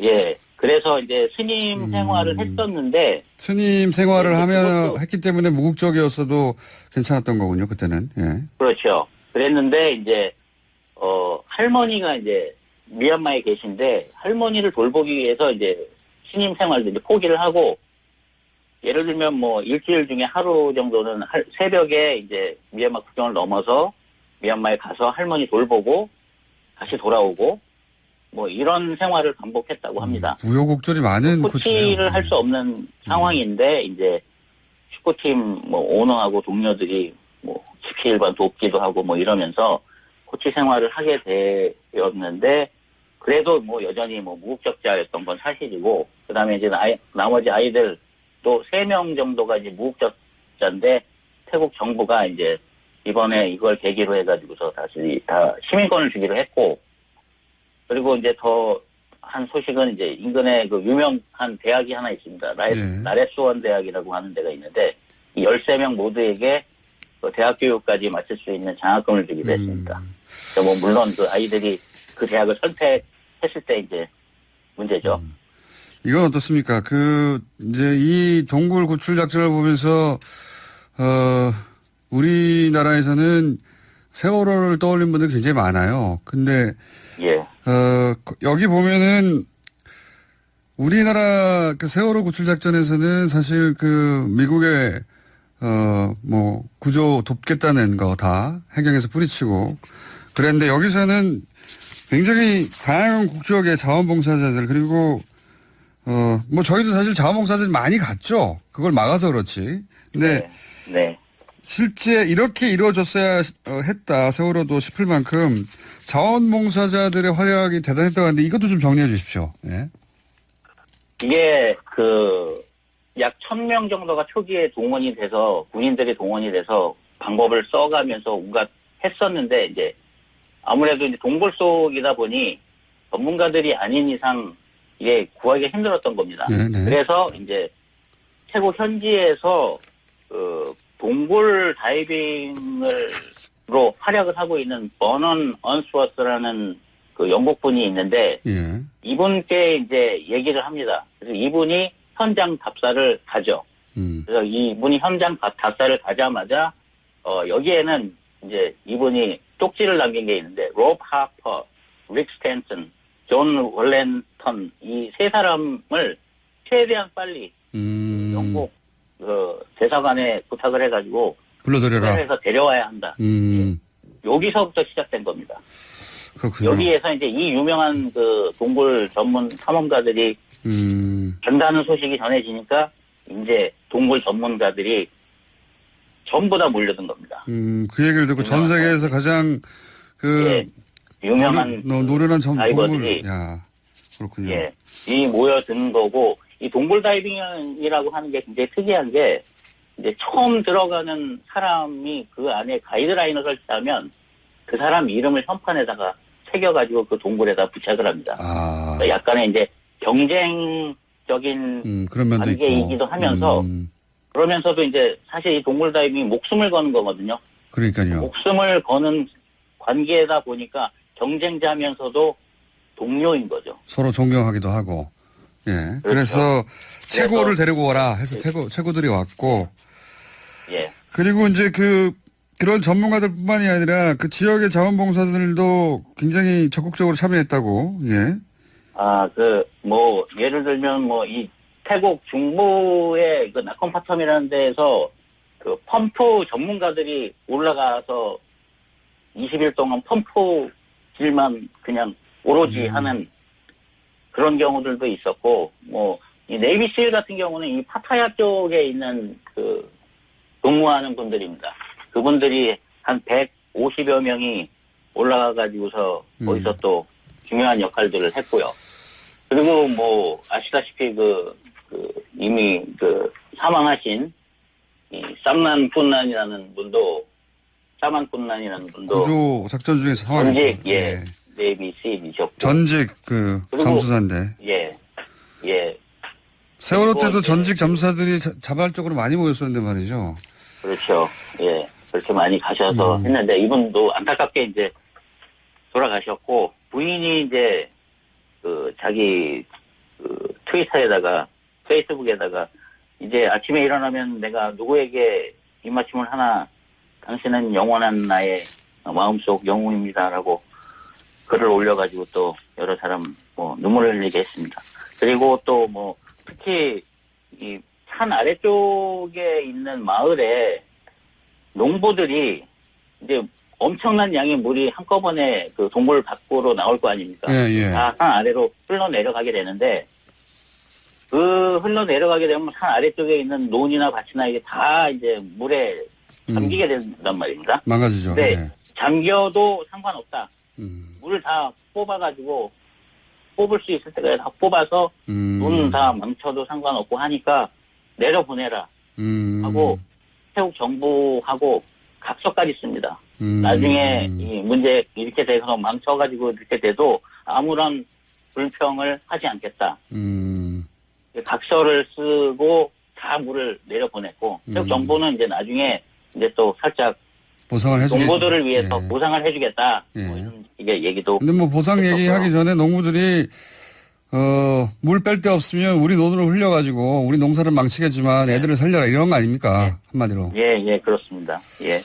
그런가 하면은 또, 이게 국경지대, 치앙마이가 세계 나라 국경지대에 가장 인접해 있는 도시거든요. 그래서 옛날에 골든 트라이앵글이라 그래가지고서 마약 거래 마녀 이런 쪽에 그런 동네인데, 그래서 이제 무슬림이라든지 난민이라든지 라오스, 미얀마 이쪽에서 내려오는 난민들이 굉장히 많은 지역이기도 합니다. 근데 사실은 옛날에는 이 3개 국가가 서로 이렇게 국경이라는 거 없이 왔다 갔다 하면서 살았던 거고 지금도 거의 그런 상태인데 그래서 이제 무슬림들도 있고 불교도도 있고 기독교들도 있고 이렇게 이런 사람들이 모여 사는 상태이고 그래서 이제 할랄 음식 같은 경우는 누구나 만들 수 있는 건 아니지 않습니까? 그렇죠. 그래서 이제 무슬림들이 자원봉사하는 분들 같은 경우는 또 이곳에 살고 있는 아주머니께서 할랄 음식으로 만든 음식들을 무료로 제공을 해주고 알겠습니다. 싸고 넘칩니다. 예. 알겠습니다. 오늘은 여기까지 하고요. 예. 한마디로 예. 인종도 국적도 뛰어넘고 종교도 뛰어넘어서 자기들 손해 보는데도 다들 한마음 한뜻으로 구출해서 전원이 다 구조됐다. 이런 거 아닙니까? 그렇죠? 그렇습니다. 거기에다가 이제 리더가 되는 이제 주지사 분도 이런 것들을 아주 현명하게 다 받아들여가지고 자를 거 자르고 갖출 거 갖추고 하면서 진짜 신의 한 수를 보여주신 분이기도 하고요. 이게 여러 가지가 아주 그냥 톱니바퀴가 딱 맞아 떨어지듯이 딱 맞아 떨어지면서 돌아갔던 아주 그냥 흐뭇한 그런 일이었습니다. 그러니까요. 세월호 때도 아주 자랑스러워하고요. 세월호 때도 그렇게 했었어야 한다는 생각을 이걸 보면서 계속 하게 됩니다. 예, 그게 이 3일간 이제 구조작전 지켜보면서 여기 교민들 중에 많은 분들은 또 그렇게 그 3일 동안 아이들이 전부 다 생존해가지고서 기쁨의 눈물도 흘리면서 동시에 세월호 아이들이 생각나서 너무너무 슬프고 그래서 세월호 관련 동영상 다시 보고 이런 분들도 있고 그래서 밤새 잠을 못 자고 이런 분들도 있다고 그러더라고요. 모두가 그 점에서는 비슷한 감정인 것 같습니다. 자, 오늘은 여기까지 하고요. 편집장님 인터뷰를 하기가 겁나는 것이 했다 하면 10분 이상 저희가 예상한 것보다 더 넘어가요. 저희가 또 다른 뒷이야기가 나오면 한 번 더 연결하기로 하고 오늘 여기서 끊을게요. 알겠습니다. 수고하십시오, 공장장님. 네, 지금까지 태국 교민잡지 김종민 편집장이었습니다.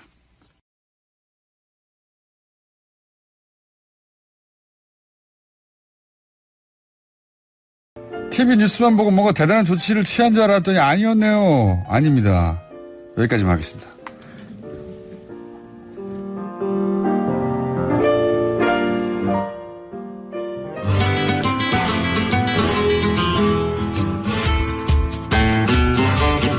불친절해에서 좀 전에 이야기한 삼성바이오로직스 뉴스에 관한 말씀이었습니다.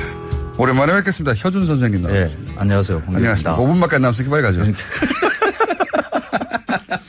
저 바깥 대기실에서 내내 네. 앉아서 언제 끝나나. 그런데 내용이 재밌어가지고. 저도 듣다가 네. 듣고 싶은 얘기라서. 네, 저도 굉장히 궁금해요. 태국 뉴스고 대단한 뉴스거든요. 그렇죠. 그래서 네. 그렇게 됐어야 하는 거죠. 세월호도. 그렇죠. 우리가 세월호 때문에 더 많은 관심들을 두고. 다들 그 생각했나 보더라고요. 막 네. 박수 치고 막 이랬어요. 기사에는 그 말이 없는데 네. 다 자동적으로 그게 떠올랐던 것 같아요. 구조됐다는 건 뉴스 들어왔을 때 가족들이 앉아가지고 와. 그러니까요. 아마 다 대한민국 국민들은 아마 다 그랬을 거예요. 자기 자식인 듯이 그렇게 얘기했을 겁니다. 자, 오늘 주제 음식 뭡니까? 음식. 민어. 예. 이건 뭐 남은 시간이 얼마 없어가지고 이건 민어. 초스피드로 하죠. 민어.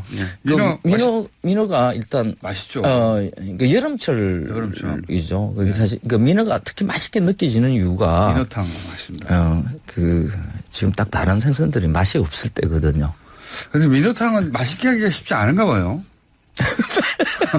아주 맛있는 집과 밍밍한 집으로 나눌 수 있어요. 그게 이제 그 민어가 네. 어떤 정도의 질인가에 따라서 조금 달라지죠. 이렇게. 잘하는 집은 너무 달던데. 그렇죠. 조금 더 있어야 돼요. 아직까지는 약간 기름이 덜 찼는데, 기름이 좀 더 많이 찬 상태. 그래야 그게 맛있거든요. 작년에도 민어 한번 했던 것 같아요. 그랬습니까? 네. 민어. 기억이 안 나는데 어떻게 다뤘는지 민어라는 단어만. 여름만 되면 그냥 민어 이야기를 해야 되는 것처럼 이렇게 돼 있어요. 그 민어가 관련되는 기사들이 이렇게 뜨면 꼭 나오는 말이 있어요. 백성의 물고기. 그래요? 그 민자가 백성 민자를 쓰니까. 흔한 물고기여서 그랬습니까? 아니요, 전혀 그렇지 않아요. 그냥 민어라는 이름 때문에 그런데 그 민어와 같이 비슷한 말로 그러니까 많이 쓰였던 뭐 개구치니 뭐니 하는 이런 말들이 굉장히 많거든요. 그러니까 다양한 이름들 중에 하나가 민어로 이렇게 정착이 돼 있는 거고 비슷한 발음으로 나는 게 이제 면어라는 말도 있고. 근데 왜 민어가 된 거죠? 백성의 아마 소리 나는 대로 매끈한 고기 이러면서 민어, 면어 이렇게 붙였을 수도 있어요. 맨들맨들하다, 민들민들하다 네. 이렇게. 그러니까 백성들이 흔히 먹던 물고기 이런 거하고는 전혀 관련이 없습니다. 그러니까요. 그런데 그 민자가 붙었다는 하나만 가지고 백성의 물고기 하고. 비싼 물고기 아닙니까 이거? 지금 사실 웬만해가지고는 먹기가 힘들거든요. 주머니 사정이 좀 넉넉해야 먹을 수 있는 건데. 그래서 민어 아니에요? 귀여 아닙니까 귀여? 그럼 옛날에 흔했느냐? 네. 그렇지도 않아요. 조선시대 같은 경우에는 민어를 잡기 위해서는 좀 남바다, 그러니까 멀리 나가야 되거든요. 그러니까 그런 어업이 발달하지 못했으니까. 귀했겠네요. 귀했죠. 그러니까 이 민어를 본격적으로 잡기 시작하는 게 일제강점기고요. 그때 많이 잡아서 일본 사람들이 이 민어를 또 여름철에 아까 맛있는 그 물고기가 별로 없다 그랬지 않았습니까? 그래서 민어를 좀 많이 가져갔어요. 그 많이 가져간 게 지금도 가져가요. 냉장 숙성해서 이렇게 보통 먹거든요. 거기서도 국으로 먹습니까? 아니면 우리 회쳐 먹나요? 혹시? 걔네들은 숙성회죠. 숙성회로. 그렇게 해서 먹습니다. 조선시대의 문헌을 보면 이 회를 먹는 방법이 나오는데 시의전서라는 책에 나오는 그 대목이 조금 재밌어요. 얇게 썰어서 채를 썰듯이 이렇게 썰어서 이렇게 먹는다라고 돼 있어요. 왜냐면 요즘 우리가 민어회 먹는 것은 큼직큼직하게 이렇게 숙성회니까 부드러우니까. 민어회는 먹어본 적이 없습니다. 그래요? 네, 굵직굵하게 먹습니까? 네. 근데 왜 얇게 썰어서 그렇게 채 썰듯이 이렇게 하는가 하면 옛날에는 그 싱싱한 민어를 구하기가 힘들었죠. 그래서 그렇겠죠. 민어를 잡자마자 아가미 빼고 피 빼고 이렇게 해서 바닷물에 대충 씻어서 이렇게 말리면 꾸덕꾸덕하게 이렇게 그렇겠죠. 마르는 거죠. 그러니까 말린 민어를 그러니까 쉽게 말해서 민어포를 이렇게 썰어서 먹은 것을 두고. 포였군요, 포. 그렇죠.